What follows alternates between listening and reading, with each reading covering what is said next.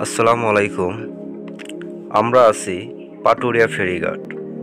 ভোরবেলার পাটুরিয়া ঘাট দেখব বলে আমরা রাতেই রওনা হলাম। রাত 10টা বাজে রওনা হলাম।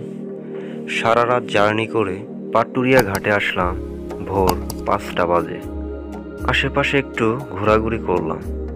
ঘোরাঘুরির পরে আমরা ফেরিতে উঠলাম। ফেরিতে কোনো বাস ছিল না, ছিল শুধু পণ্যবাহী ট্রাক। আর ফেরিতে কোনো যাত্রীও ছিল না, আমরা 4 জন ছাড়া।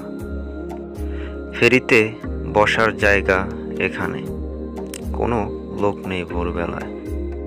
ফেরিতে উঠে ভোরবেলার সূর্য দেখে আমার সবচাইতে বেশি ভালো লেগেছে, কারণ ভোরবেলার সূর্য সবাই দেখতে পারে না। আমি নিজেও অনেক দিন পর ভোরবেলার সূর্য দেখলাম। ফেরিগুলো দেখতে অনেক ভালো লাগছিল। সাধারণত ভোরবেলায় মানুষের মন ফ্রেশ থাকে। আমি আরও মুগ্ধ হলাম এটা দেখে যে ট্রাকের উপর একটা পাখির ঝাঁক কিচিরমিচির আওয়াজ করছে। আপনারা হয়তোবা শুনতে পারছেন না ফেরির শব্দের কারণে। আমি আগে কখনো জানতাম না যে ফেরি এত ধীরে ধীরে যায়। আমাদের পদ্মা নদী পার হতে প্রায় 25 থেকে 30 মিনিট সময় লেগেছে।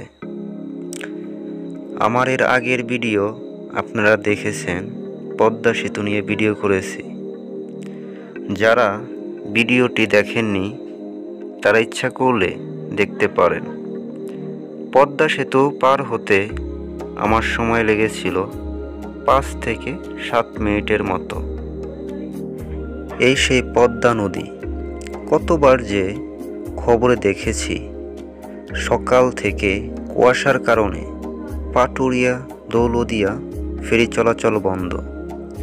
কত মানুষ যে ঘন্টার পর ঘন্টা এই পাটুরিয়া ঘাটে বসে থেকেছে তা সবাই জানে। একটা মানুষ মারা গেলে সময় মতো যেতে পারত না। দক্ষিণ অঞ্চলে প্রায় 21টি জেলার সঙ্গে রাজধানীতে যোগাযোগের অন্যতম মাধ্যম ছিল পাটুরিয়া দৌলদিয়া নৌরুট। এখন আর খবরে দেখি না ফেরিঘাটে ঘন্টার পর ঘন্টা যাত্রী বাস বসে আছে। এই পদ্মা সেতু হওয়ার কারণে এখন সবাই পদ্মা সেতু দিয়ে চলাচল করে।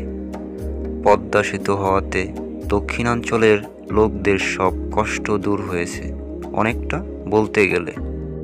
পদ্মা সেতু বাংলাদেশের আর্থসামাজিক উন্নয়নে এবং যোগাযোগ ব্যবস্থার এক যুগান্তকারী উদাহরণ। দেখা হবে নেক্সট ভিডিওতে। এ পর্যন্ত সকলেই ভালো থাকবেন।